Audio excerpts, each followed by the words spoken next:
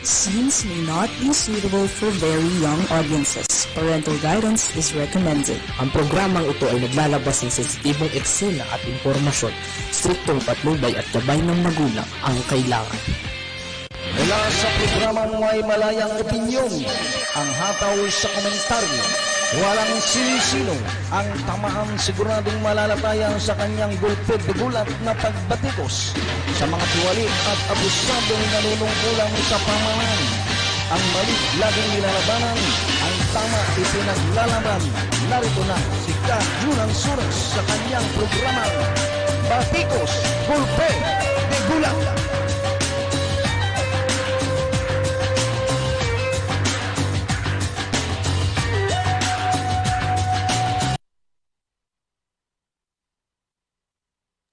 Okay, isang magandang hapon Pilipinas, Luzon, Visayas, Mindanao, at sa ating mga buhay na bayani, ang overseas Filipino workers natin, no? At siyempre po, ngayon po'y araw ng Martes, ang programang Gulat sa Kakampi Online. Okay, bago tayo magsimula, no, binabati muna natin ng isang maligayang kaarawan. Ayan, yung aming bossing, ang aming chairperson ng Kakampi Online. Ayan, no? Belated happy birthday, Ma'am Pe Pineda Nicodemos. Ayan. Dapat magpapapansit itong si Ma'am Pe para long life. Ayan. Nakita ko kanina yan, yung kanilang sponsor. Ayan, no? Mukhang masarap kumain doon, no? Yung sa Serenity. Mukhang masarap doon, ah. Wala bang pabuche? Ma'am Pe, wala bang pa-cake? Ayan, no? Happy birthday, ah. At syempre, binabati ko rin ng marigayang kaarawan yung aking ipag, si Ate Monet. Ayan, magpayo. Ayan, shout out kay Ate Monet, kay Kuya Boy, Ningning. Ayan, no? Kinognog. Shout out sa inyo. Tapos binabati ko rin yung anak ng aking inaanak. Ayan, si Aisa. Aisa yata ito pangalan niya. Itong si Alisa. Alisa Preio Tunyabo. Ayan, happy birthday. Sa lahat ng mga nagdiring ng nagkaarawan ngayon, happy na birthday pa. Ayan, happy birthday. At siyempre, pag-usapan natin. Pero bago natin pag-usapan, kanina ganda ng guest niya, ng public, sino yung public service, no? Yung spokesperson ng Bureau of Immigration. No? Congratulations, ha? Sa programa ng Sinoy and Public Service, talagang abot ng masang Pilipino yung kanilang mga guests, no? Yung kanilang mga panauwet, may mga nagsasalita, tagapagsalita. Sarap makihalo doon sa kanilang mga tinatalakay, no? Lalo na yung mga isyong napapanahon ngayon, no? Yung palang kumain ng pera, hindi pala under na yan ng immigration, no? At yun, nagkaroon ng paliwanag doon, yung tagapagsalita ng immigration. Alam niyo mga babayan, mahiwagaya yung immigration na yan. Punta na lang tayo sa Ninoy Aquino International Airport. No? Kahit pa paano, meron silang kamay dyan. Meron silang trabaho rin. No? Hindi common immigration, maliit. No? Hindi po malawak ang kanilang mga nasasakupan pagdating sa trabaho, lalo na yung mga pogo, no? Yung mga overstaying dito sa ating bansa, mga alien, yung mga may wanted na nakapapasok rito, tapos yung mga wanted na ginagawa itong taguhan, itong Pilipinas, ayan, trabaho na immigration, yung mga maganap na mga stay-in dito sa Pilipinas, dami rito. Ang daming TN3 rito, tago ng tago. Pero alam niyo po, no? Kasi po, hindi naman po magiging magiging ano po yan, tawag ito, yung hindi sila lalaki ang ulo, o hindi sila ikangay maglalakas loob na magtago, pumunta rito sa Pilipinas kung wala pong protector. Yun yung magandang gawing trabaho po ng immigration. No, saliksikin kung sino yung mga tiwali nilang mga tauhan ng Bureau of Immigration. Pero sabi naman po ng tagapagsalitaan ng BID, talaga nagtatrabaho sila, pinabago nila yung ikangay mga mali na ginagawa po ng kanilang mga tauhan. No? Very good po yun. At sabi nga mga kababayan, mayroon po mga ikangay trabaho ang immigration. No? Pero masalimutan. Yung immigration, marami rin pong, hindi naman lahat, no? Marami rin pong mga nagbibigay ng mantsa diyan sa tanggapan na yan, no? Sa kagawaran na yan. At nagbibigay din ng mantsa sa sa ating bansa. No? Hindi lamang po kahihiyan ng ating bansa ang nakatayar yan. No? Yung pagiging Pilipino natin, medyo isa rin po sa mga nagiging usapan sa iba't ibang panig ng mundo. Kasi may kasabihan nga po tayo, no? Human responsibility, ang sakit ng kalingkingan, sakit ng buong katawan. Kapag halimbawa, palpak ang trabaho ng kagawaran, ayan, magmamantsa po yan sa ating bansa. No? Magmamantsa yan sa nanunungkulan sa ating pamahalaan, particular ang immigration. Kanina tinanong ko yung tungkol sa yung tungkol po sa proseso, no? Siguro naman po hindi kaila sa ating lahat laman ng balita tungkol yung mga turista, no? Yung tourist lang, yung mga pumunta lang sa ibang bansa para mamasyal. O, tignan yung magandang tanawin sa ibang bansa. O dyan lamang po sa Bureau of Immigration, marami na proseso, maraming hinahanap, no? Mga requirements na keso hinahanapan ng ilang mga katibayan na sila'y bakit pupunta ron, meron ba silang ID, bibigyan naman ng valid ID, hahanapan pa ng ibang ID. Resulta po, mga kabayan, yung aalis, hindi nakaalis. So, ang masakit pa po, bayad na yung ticket nila, hindi pa sila makalabas, hindi pa sila makapamasyal, uuwi ng hiwaan. Yung huli, yung din pong batang bibiyahe, papunta po ng abroad, pupunta na sa kanyang magulang, hindi rin po pinayagan. So, maraming keso-kesyo. Siguro yun ang dapat baguhin ng immigration. No? Pero ganun pa man, bayan, kung wala pong kakampi, wala pong magtatanong, no? Hindi po tayo magiging bulat sa mga kalakaran na nangyayari po sa ating kagawaran, particular ang Bureau of Immigration. Okay, sige bayan, ang oras po, alas 2:27 ng hapon. Nag-umpisa tayo, alas 2:19. Paumanin po, no? Medyo na-late po kami. Alam niyo naman, kapag tayo outside broadcast, at kalimitan po nagiging problema po yung internet. No? Yung internet po natin, internet, hindi man po not. No, mga kababayan. Medyo nanonood sa atin si Anthony at Tintig. Ayan, si Sir Cooper Taulugan. Ayan, no, shout out ka Cooper. Mabuhay ka.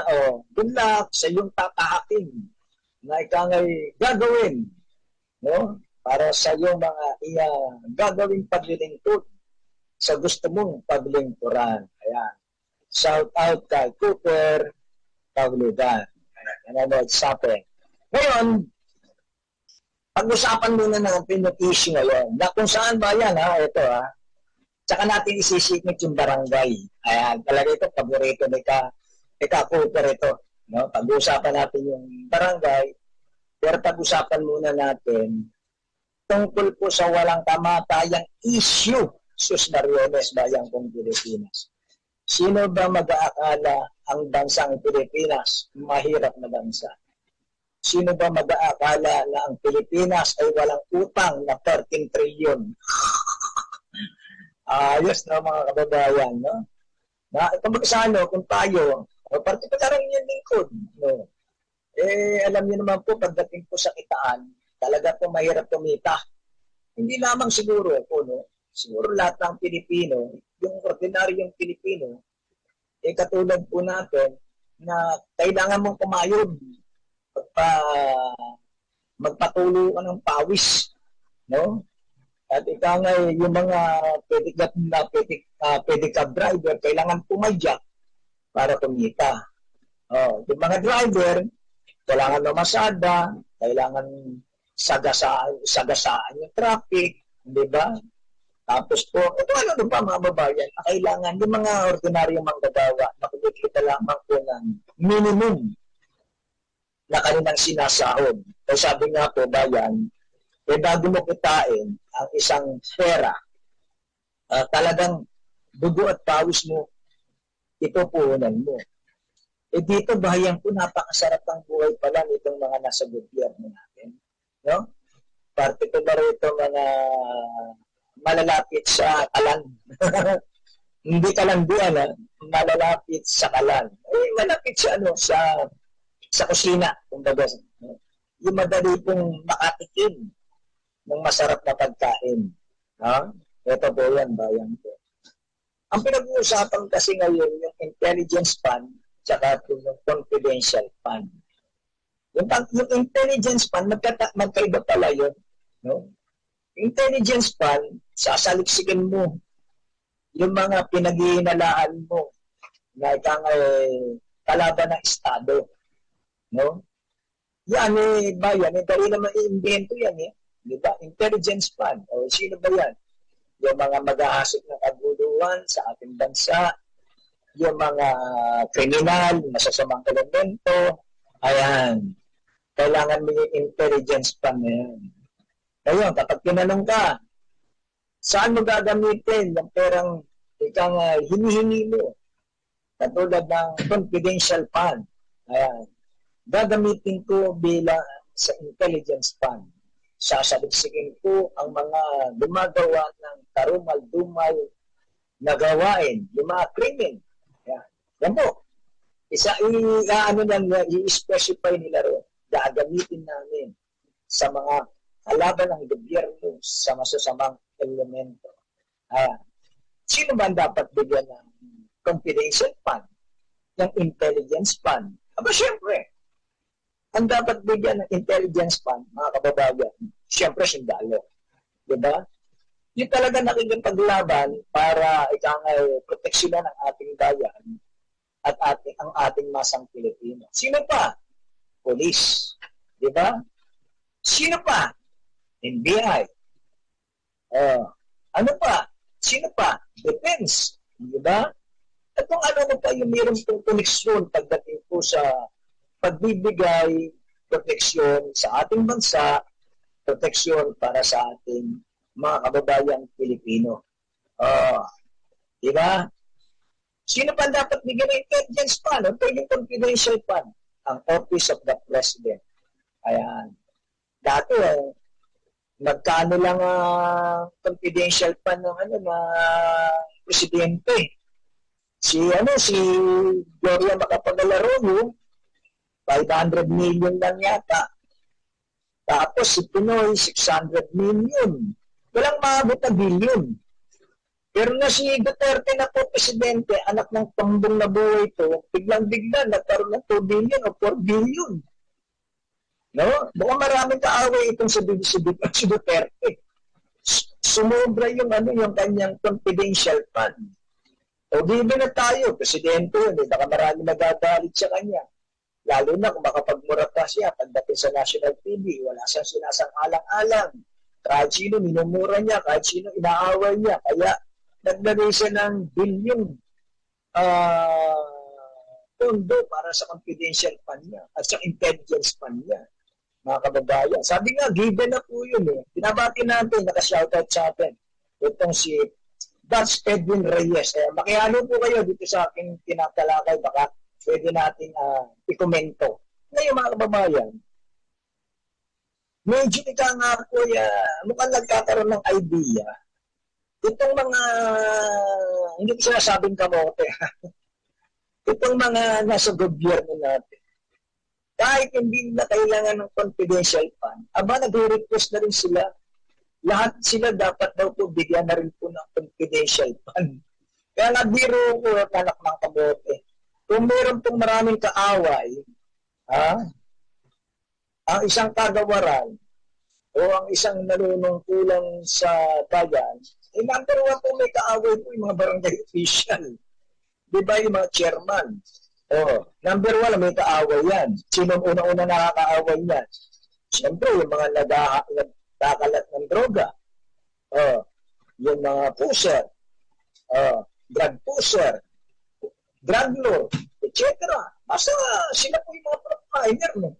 Bago dumating sa pulis, bago dumating sa sundalo, barangay muna. Ang bumabaka sa masasamang elemento. Kaya dapat sila bigyan ng confidential fund eh. Yung mga ordinaryong mga kagawaran na wala namang kaaway. Ang kanilang trabaho para lamang po magturo.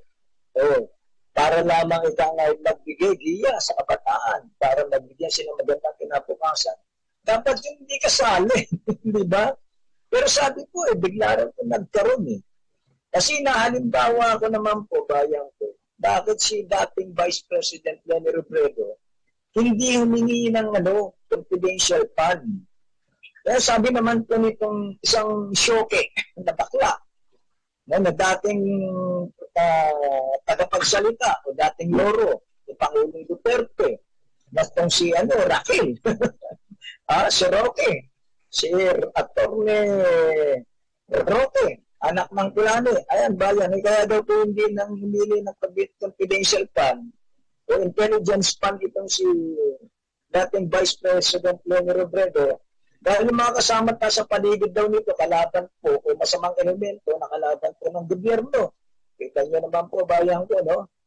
Bakit kailanganin po ng isang Vice President? Ano ba ang trabaho ni Vice President ng araw? Anong committee ba binigay sa kanya? Wala, hindi ba? Siniro yung kanyang yung kanyang opisina, hindi ba? Walang binigay sa kanya. Binigyan siya ng trabaho na napikon sa kanya si Duterte tungkol po sa mga mga nagkakalat ng droga. Tapos sinagyan ng ponto, bandang ulo, tinawi.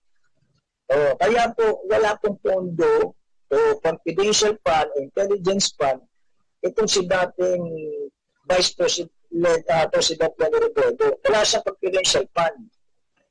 Sabi po ni Roqueta, Atty. Roque, ano sabi niya?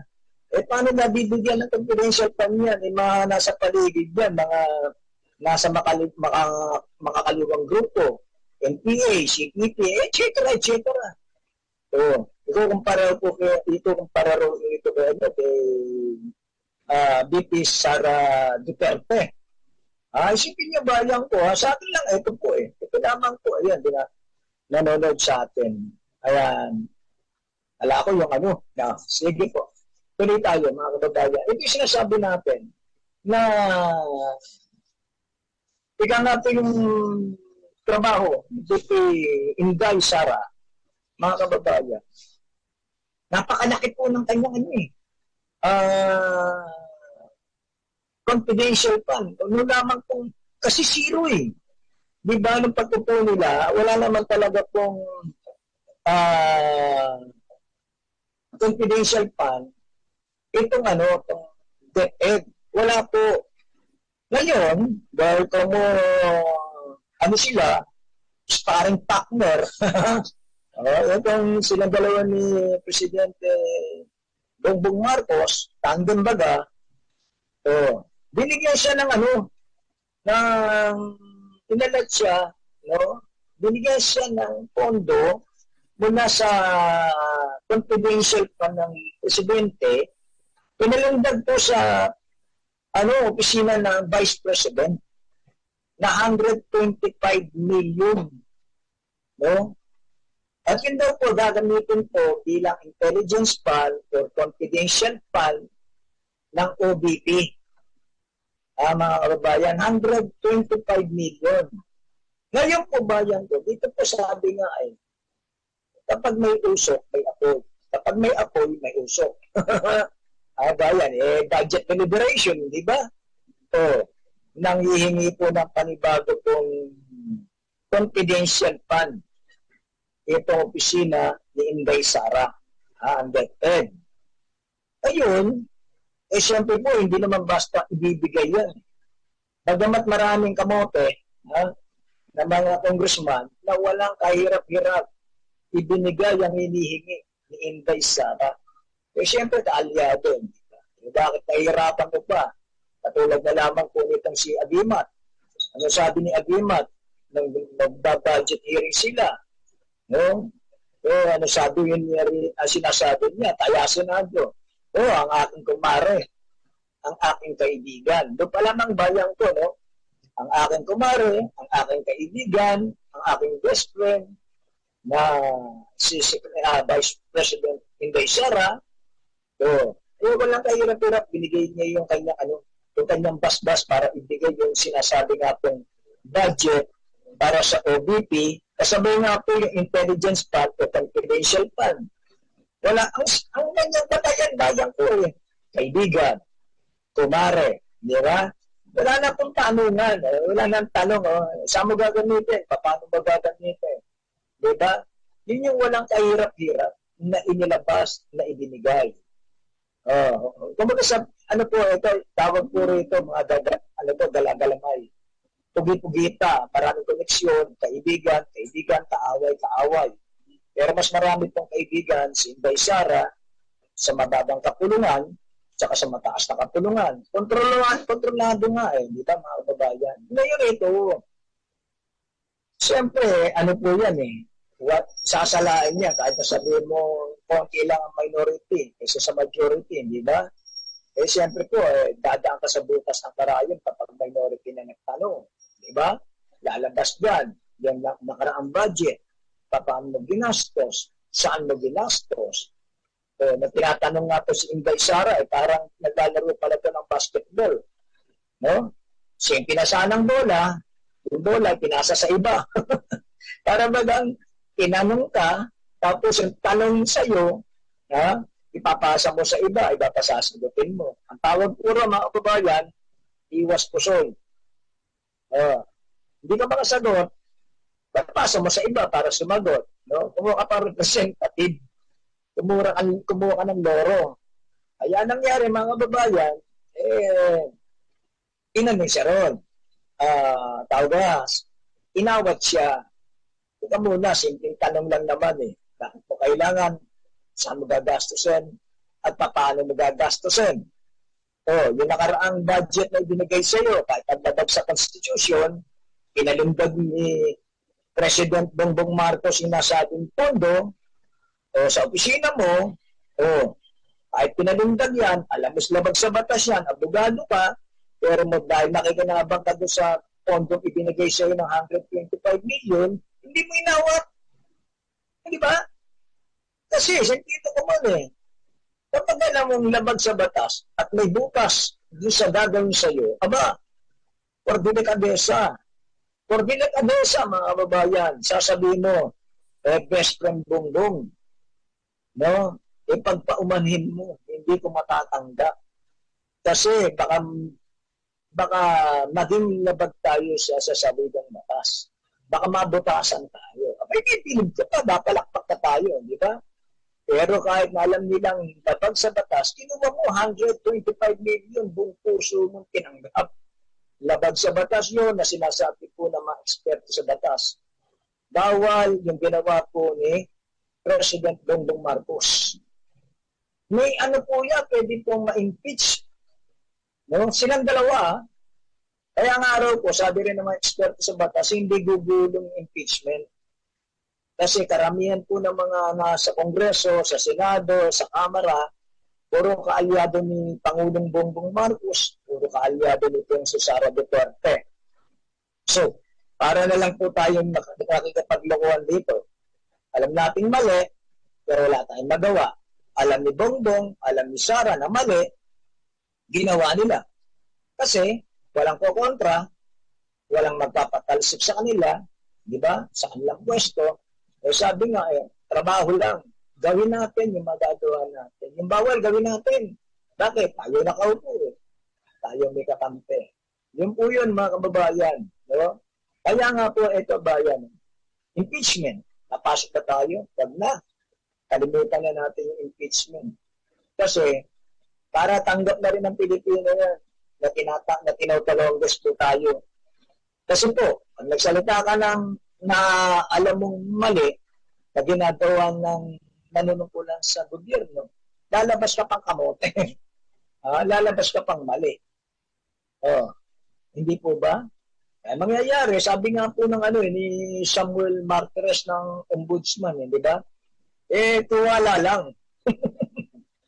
Tuwala lang daw ibigay natin. Walang resibo, walang katibayan, walang paliwalag. Basta tiwala lang. Yun po yung pinakamasakit na parte, no? Alam mo nagkakalokohan, alam mo nagkakagantuhan, alam mo nagkakaungguyan, hindi ka pakibo. Kasi sasabihin sa inyo, tiwala lang. Di ba? Yun ang parting masakit. Tiwala lang. Na alam mo niloloko ka, magtitiwala ka pa. So ito po ba yan? Gumugulong po yung deliberasyon dyan po sa sa plenaryo, sa Kongreso. Yung 125 million ba yan? Ang pinagbabalitaktakan dito, 19 na araw mo lang inubos. Ang bilis na bayan, sabi ko nga, ang mga ordinaryong mamamayan, katulad ng moving ko, bago kumita ng pera, bayan, minsan wala ka, di ba? Minsan wala ka pang kita eh. Tugo at pawis ang puhunan mo eh. Hindi ba? Para makakain ka, makatili ka ng gusto mo, kailangan pagtrabahuan mo. Kapag wala kang trabaho, hindi ka kakain. Pero itong mga nasa gobyerno, parang napakadali nilang kumita. Hindi basta kita. Hindi minimum wage ang pinag-uusapan. Hindi 570. Hindi 600 plus sa minimum wage. Ang pinag-uusapan bayan, daang milyon. Bilyon of pesos ang kinikita nila. Ang kinukurakot nila na walang kahirap-hirap. Yung nga po 125 million na sinasabi mga babae. Ginastos naman daw po yun. No? Sabi nga po, ang pinagtatalunan 19 days. Sabi ko nga paano mo ginastos yung 125 million sa loob ng 19 na araw? 19 na araw mga kababayan, parang sabi nga paano paggastos ang ginawa mo? Di ba? Yun lang naman ang tanong Saan mo ginastos? Paano mo ginastos? Yung 125 million sa loob ng 19 na araw. Ang masakit mga kababayan, mismo yung kakampi nila. No? Yung congresswoman ng Makati, si Congresswoman Kimbo. No, maski na siya, nagulat daw. Ipin niyo po, kunyari, nagulat ano ba ito? Magugulatin o mali-mali. Di ba? Kasi ang pinag-uusapan, ang sinasabi ng mga minorya, ng mga nagtatanong, nakaramihan po, yung mga nag-representante ng mga ordinaryong Pilipino, katulad po ni Teacher Partner sa Castro, no? Tapos po ni Makabayang Rosas, no? Ang sinasabi po, 19 days. Nung magkaroon na po ng mahigpitang deliberasyon, no? Balitaktakan, hindi pala 19 days. Tayo nga nagtatanong paano na ubos yung sa loob na siyang na araw, yung 125 million? Kinulit na po, mali daw po si Brosas, mali si Castro, mali yung mga sila Lagman. No? Ito yung mga nagtatanong naghanap po ng kaliwanagan. Mali kayo. Hindi 19 days, 11 days, anak ng kamote. Naging isang araw lang inubos yung 125 million pesos. 11 araw. Kung ikaw ay ordinaryong manggagawa, no, kung kumikita ka ng 550, yung 6 sa 11 araw. Magkano yung kinita mo? 11,000. Diba? I-correct mo ako, bobo tayo sa math. Sige, bibi na tayo. Sa 11 araw, diba? Papalo ka lang ng lagay mo na sa 10,000. Amata ako. O 5,000 sa ismil. Kung 550 times 11, 5,500, talagay mo na 11,000. Eh, ito ba yan mo, 125 million sa loob ng 11 araw. Ngayon, naiipit na po ito si Kimbo, na kababayan, nagastos naman daw po ng maayos ng debt aid. Yun yung sinasabi nga pong 125 million pesos sa loob ng 11 araw. Saan nila ginastos? Di ba? Ginastos daw po mga kababayan sa spy fund. Ano yung spy fund? Kala ko spy sum eh. Spy fund. No? Yung spy fund, mga kababayan, yung panimiktik, pag-iispiya, pinunduan ng OBP, no? Ng DepEd, no? Yung kanilang pag-iispiya, panimiktik sa kalaban ng gobyerno. Siya mga nag-oorganisa ng mga sabihin natin dito, ano inorganisa? Kasi DepEd, estudyante, di ba? Ano pa yung hawak po ng DepEd? Ang inahawakan po ng DepEd, Department of Education, elementarya, tsaka high school. Hindi kasama ang college. Kasi kapag nag-college, shed na po yun. College, higher education. Hindi ba, mga kababayan? Doon na tayo sa shed. Iba na po yun eh. Doon na po ba, ang DepEd po, ang hawak nila, elementary at high school. Sino titiktikan mo ron? Sino iispihan mo ron? Para gastusan mo ng 125 million. Diba? Eh sinasabi, hindi. Yung 125 million na yan, kasama yung pagpapagawa ng opisina ng DepEd o ng COVID, etc. Bayan ko, sinasabi nga po sa batas eh, bawal po ilipat yung pondo eh. Tawag po dyan, juggling fund. May batas po yan eh. Juggling fund. Yung paglilipat ng pondo. Bakit hindi ba alam ni Marcos yun at itong si Duterte na bawal yung kanilang ginawa? Kung alam nila, kung sila yung Presidente at Vice President at kontrolado nila ang Kongreso, no? Hindi na nila iniisip na bawal yun. Hindi na nila iniisip na labag sa Constitution yun. Masa sa kanila, pareho tayong masaya. May 125 million ka, meron kang 4 billion sa iyong opisina. Diba? 4 billion si si Bongbong eh. Tapos itong si Sara Duterte, nasa kalahating billion yata nito. Ang kanyang budget. Tapos nilagyan mo pa ng siningitan mo pa ng confidential fund. Eh, anak ng kamote, bayan ko eh. Lahat sila happy. Diba? Sabi ni Ramin Maingat, malaki kasi ang balato nila dyan. Kajun. Walang punan, laway lang. Tama nga naman, di ba? Eh, tingnan niyo naman po yung mga naninindigan po sa Kongreso. Bumuto tayo ng bagay-bagay, sabi ko nga.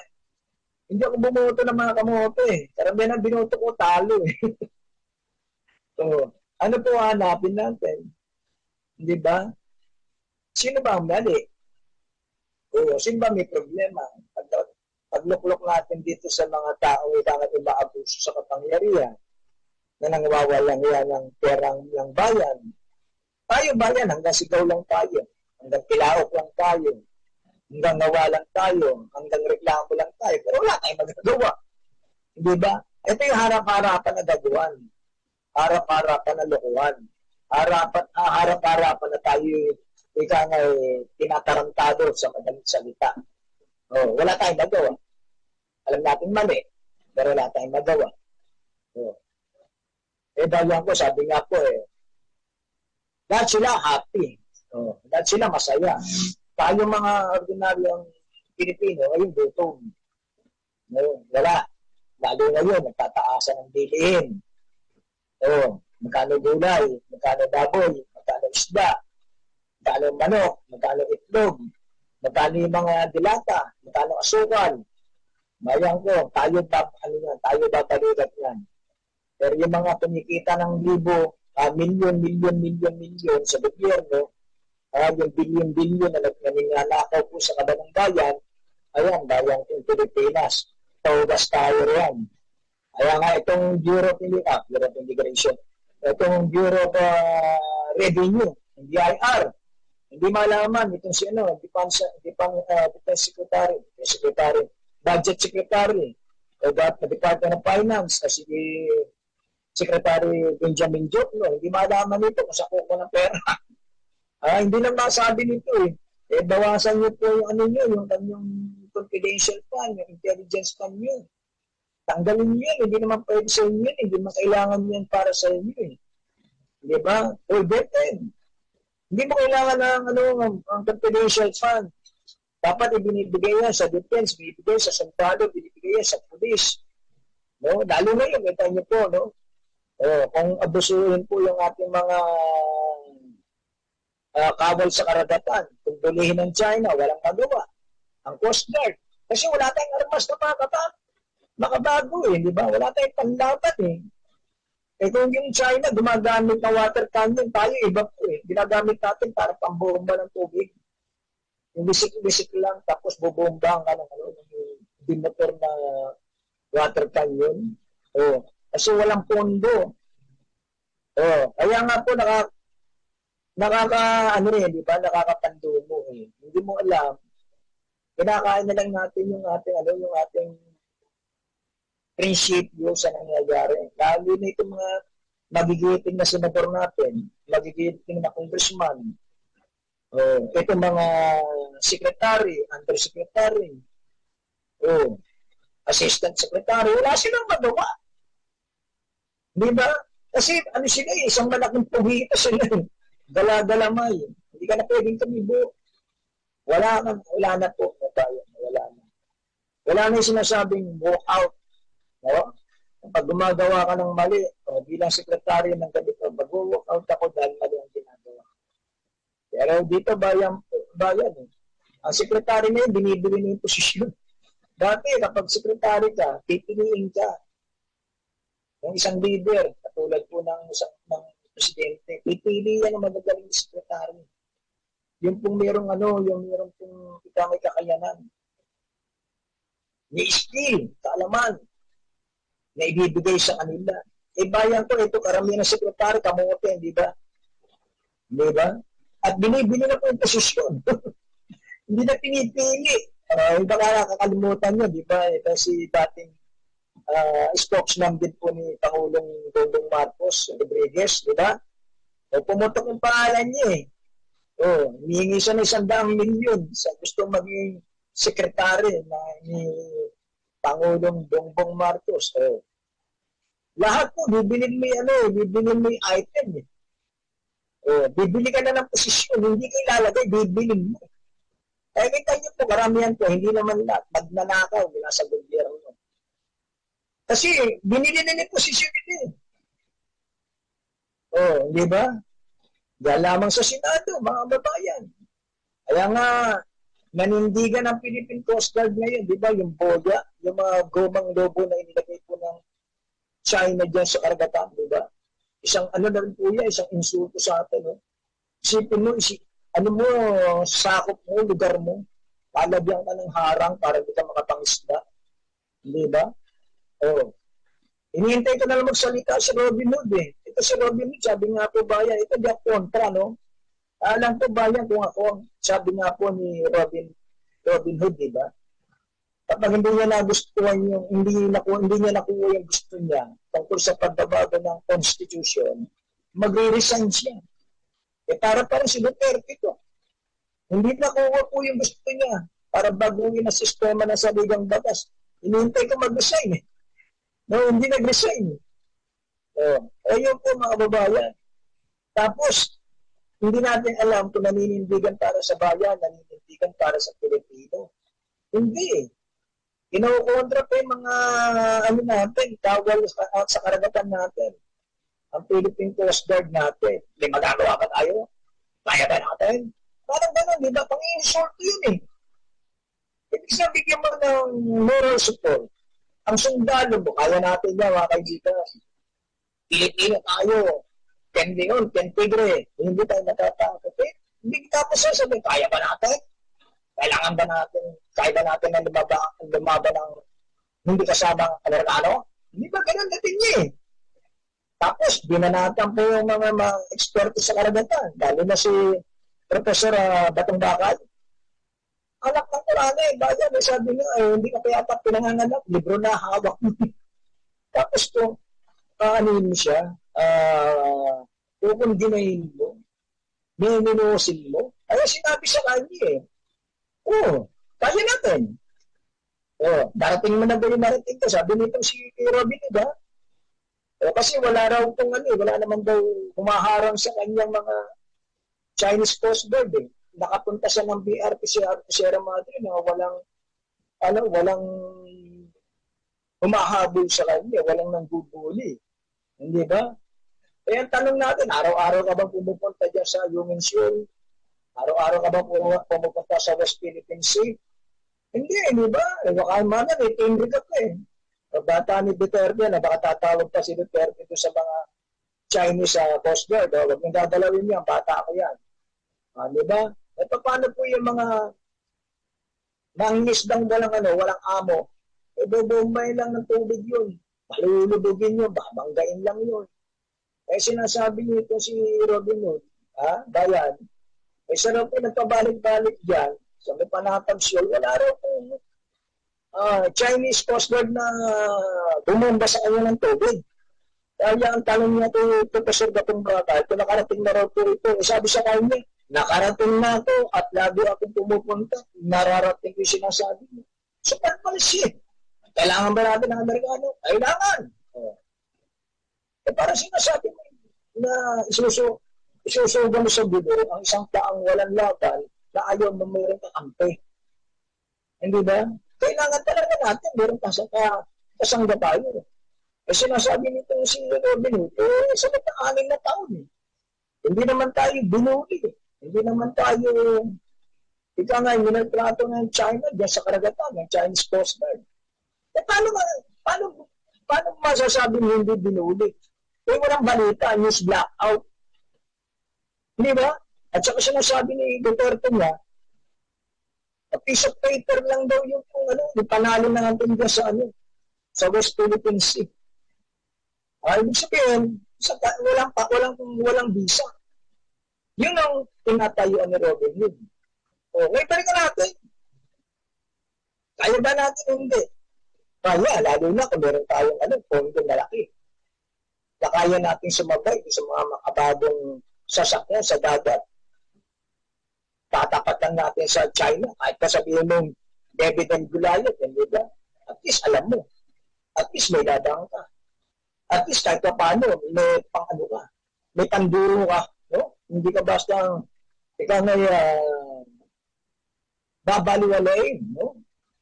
At sinasabi niya, mga kababayan, yung po yung resulta ng maling pagboto, lalo na pagdating sa pondo. Yung pondong dapat itong ilagay para maging moderno po ang mga sasakyan pangdagat natin, napunta po sa DepEd, napunta sa OBP. Pinag-usapan natin dito yung confidential na hindi naman dapat po ilagay. Ilagay sa defense. Ilagay sa dapat pagdagyan na ang makikinabang para mabigyan po yung proteksyon ang ating bayan, lalo na dito sa ginagawa po ng China. Hindi natin pwede ipikit yung mata natin nakikita eh. Hindi naman sinasabi, ito raw pa parang political raw. Ang bibengga. Kung saan daw, yung daw yung mga sabi ng China, yung daw yung mga pinalalabas ng China, pang-politika na, namumulitika. Sino pinupolitika rito? Walang pinupolitika rito. Dahil ang napipirwisyo, mismo po ang ating bansa. O baka sasabihin na iba, hindi, kailangan natin ng China. E sino ba hindi nangangailangan sa China? Kung may pakinabang tayo sa China, may pakinabang din ng China sa atin. Lalo na nung nakaraang administrasyon. Bang nakinabang po ang China rito. Lahat. Dumaan po mga produkto, tumugamot. Kita niyo po yung mga nakinabang po sa COVID vaccine na yun. Yung gamot sa COVID. Sino ba nakinabang? Di ba puro inchik? Sino kakalat ng droga rito sa Pilipinas? Hindi ba inchik pa rin? O sino ba nakinabang? Sino nagpalaki ng ulo ng pogo? Na kung saan ay mga mamamayan niya hindi pinayagan na magtayo ng pogo sa ibang bansa. Lahat ng bansa tumanggi sa pogo. Pero rito sa Pilipinas, tinanggap. Paano ginawa po? Hindi ba? Puro labag sa batas ang ginawa. Nanginid na, pumapatay. Inatanggan sa ibang bansa. Tayo lamang bansa ang tumangkilik. Bakit? Chinese. Billion. Alam niyo ba yan? Nakakalungkot. Ang nakakalungkot dito sa atin, nawala na po yung malasakit. Nawala na po yung talagang ang makikinabang bansa. Dito po ba yan? Masakit tanggapin ito na harap-harapan po itong gawaan ng kwarta sa atin. Harap-harapan kahit paperwisyo, mapahamak ang kapwa mo Pilipino, ang bayan mo, ang bansa mo, wala silang pakialam. Kasi ang kanila, tumika sila, magkapera sila. Dati sabi nga si Marcos, na magkamalang pera, 21 years, 21 taon. 21 taon. Bago tangay, nakaipon ng nanganakaw. Pero dito, 6 na taon eh. 6 na taon nilang ninanakawan ng Pilipinas. Sabi nga, kung si Marcos, 21 taon, itong presidente, nakarang presidente, 6 na taon lamang. Sinusulit nila yung kanilang pagiging presidente. Harap nga, sabi nga po, yung pagnanakaw po, kung hindi mo pwedeng questionin. Isipin nyo, billion.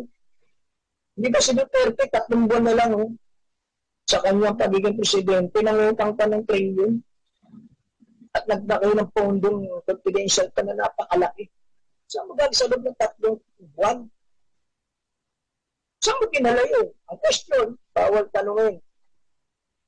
Kaya nga confidential. Tingnan niyo yung mga kamuting nasa gobyerno. Sa simpleng salin, mga kababayan, alam natin kapag ikaw ay nasa gobyerno, opisyal ka ng gobyerno, elected ka man o hindi, obligado ka taon-taon magpapal ka ng salin. No? Isipin mo yun, mga kababayan. Ano sinabi nitong sa ombudsman? Bata ni Duterte to, si Duterte naglagay. Wala naman po sinasite sa batas. Nakaramihan na ang mga opisyal ng gobyerno, elected man o hindi elected. Hindi kailangan mag-file ng salin. Hindi kita nyo po sa malaking kagabuhan niya. Kumuha tayo ng bato, pinagpuk natin sa unggo natin. O ano nangyari? Nakaw dito, nakaw doon, walang question. Parang confidential pan, parang intelligence pan. Hindi mo pwedeng hanapin, hindi mo pwedeng talungin. Sabi po ni Samuel Martires ulit, yung pinakiusapan ko, sinuyo ko. Naginamitan ko ng intelligence. Intelligence pan, pinondohan ko. Tapos tatanungin mo ko, bawal yun, hindi rin pwedeng tanungin. Hindi, gano'n na lamang. Magnanakaw na magnanakaw, pero wala pong bawal tanungin. Wala kang maghanap. Basta sasabihin mo, sasabihin sa'yo, mag-ano ka na lang. Magtiwala ka na lang. Nakakalungkot, mga kababayan, yung ganun system. Hindi ba? Alam mo may nakawan na nangyayari, hindi pwede magkaliwanag. Alam mo mayroong mga katuwaliang nagaganap, hindi pwedeng sabihin. Kasi confidential. Dito ba yan? Kaya nga po lumabas yung spy pan na yan. naiipit eh. Di madali naman mag-invento, hindi ba? Ginastos ko sa ganun, ginastos ko sa ganito. Oh. Ano magtanong? Yun po parting masakit. No, sana po, magising po yung mga Pilipino. Kaya ba natin tanggapin hindi ganitong ginagawa ng mga nasa gobyerno? Harap-harapan ka ninanakawan pero wala kang magawa. Harap-harapan na may nakikita mo may mali pero hindi ka makapagsalita. No? Ay nakabayang itong Pilipinas. No? Doon punta tayo sa isang issue. Oras natin, alas 10 ng hapon. No? Pag-usapan po natin tungkol po itong barangay at SK election. No, natawa ko kanina. Hindi sinasadya, napihit ng TV. Napanood ko si Senator Amy Marcos. Siya palang committee niya, committee ng election. Siya palang may hawak ng halalan. Kaya siya rin yung nag-postpone ng election ng barangay at SK. Dinuyan nila yung pondo, bandang ulo, ito malaking pondo. Alam niyo po ba yan, kung panonoorin natin itong mga ang tatawag dito, kagalang-galang mga honorable natin, mga senador. Lalo na si Robin, honorable daw yun. Pero punta natin si Amy. Sabi niya, siya raw po nalulungkot. Kaya ko nalulungkot daw siya. Dahil ito raw pong barangay at SK election. Ito raw po yung pinakamagulo. Magulo. Ano pa sinasabi niya? Magulo, magastos. Diba? May sinabi siya, natawa ako magulo raw po. Tapos, may sinabi siya na may isa siyang sinabagulo, magastos, etc. Basta sinasabi niya magulo. Magulo raw ito dahil mas magulo pa raw ito sa national at local election. Ang sinabi mo national, andyan yung presidente. Ang election ng presidente at vice president. Tapos, yung mga senador, di ba? Magulo raw ito yan. Tapos, sa itang lugar, sasabay yung local. Talagang mayroon po kasabay.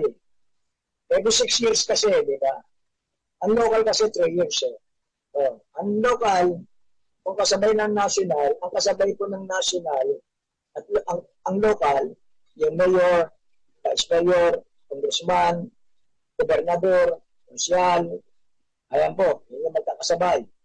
Pag sinabi naman ng barangay SK election, solo po nila. Solo. Hindi sumasabay sa presidential, hindi sumasabay sa senador, hindi sumasabay sa mayor, hindi sumasabay sa gobernador, hindi sumasabay sa congressman. Separate po yung election po ng barangay at SK. Kaya nga po nababastos Kaya nga po nawawalang hiya. Kapag gusto pong i-postpone, ito-postpone. Kapag gustong ituloy, ito-tuloy. Maraming dahilan. Ngayon, tinigdukan na po ng Korte Suprema, hindi niya na pwedeng i-postpone yan. Ang pwede na mag-postpone ng barangay at SK election, period.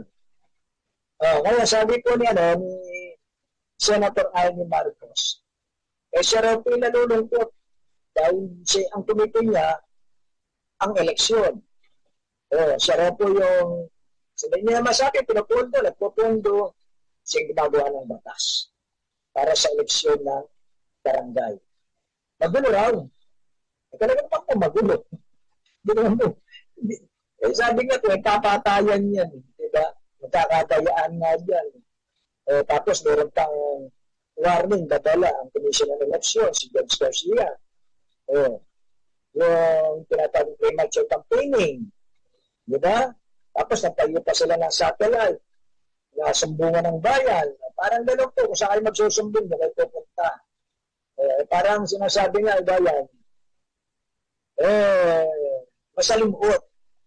Masalimuot yan kasi pinasalimuot ng mga nagpinupunan sa gobyerno. Ngayon, mga kababayan, kung pag-uusapan natin ulit ang pondo, ang sabi po ng Comelec na dapat nagkaroon ng election ng 2019 na pinuspon, kung ipupuspon niyo yung election ng barangay, tataas ang pondo. Kasi ang gastos lang natin ngayon, 8 million lang yata po yung gagastos po sa barangay at SK election. Kung itinuloy ng 2019 o 20, ano na yan, 22, 23. At tinuloy nila ng election ng 22, yun, ang maging gastos naman ko nasa 8 million eh. Eh ngayon po sumampa. Sinasabi ko, bakit data ng 12 million dahil hindi ito ng pondo ang tumalag, tatatandaan natin. So, ang naging dahilan naman po nitong sila Amy Marcos, ito sila Richard Gomez, ito sila pa ba? Ito sila Jingo Estrada, at iba pa mga senador. Napakasimple ng kanilang ng kanilang mga gustong mangyari, kaya gusto mong pagpalitan ng barangay PSK election. Walang pondo, kung may pondo man, gamitin mo na daw po dahil may COVID. Sa COVID. No? Eh sabi ni Garcia, ng Kumilit, itong pinuspin niya, nalaki. Kasi nakapag-imprenta na kami ng papel, nagbayad na kami ng tao, etc. etc. Kapag ito na pinuspin niya election at sa 2023, nagdadagdag kami ng pondo. Yung nga po, abot yata ng 12 billion yun. At pinagdibatiyan po yan sa Senado. Eh, sabi nga po may batas na sinasabi na tinatayuan at nitong si Atty. Romy Macalintal. No? Tsaka nitong si George Garcia. Wala sino man nang pwede magpaliban ng eleksyon ang Comelec. Tama naman po. Yun daw po sinasahid sa Constitution. Sabi nito mga kamoting mambabatas natin, sino maggumawa ng Constitution? Di ba kami? Kaya kami rin ang may karapatan na ipagpalitan ng eleksyon. Walang nagawa ito si Garcia. Dahil hiningi siya ng pondo, hiningi siya ng budget, pinusko ng eleksyon. Kaya madidinig natin kay Amy Marcos. Dahil hiningi po ng pondo ang Comelec para sa eleksyon ng 2025. Makalaki. Dagdag na 5 billion para doon sa naturang eleksyon sa 2025. Malaki raw. No? So sabi ni George Garcia, dalawang eleksyon na magaganap sa 2025. Isang national, local, tsaka barangay. Ang barangay, December 5, tapos ang local, mayor, senador, Mayo. Kaya sasabay yun. Malaki raw. Diba? Ayun po yung naging, ganyan po mga, ika nga po yung naging resulta. Ito mga kamoting mga nasa gobyerno. Pinuliti lang yung barangay at ngayon po, nagsasakripisyo po tayo sa laki ng pondong hiningi. May nagawa ba?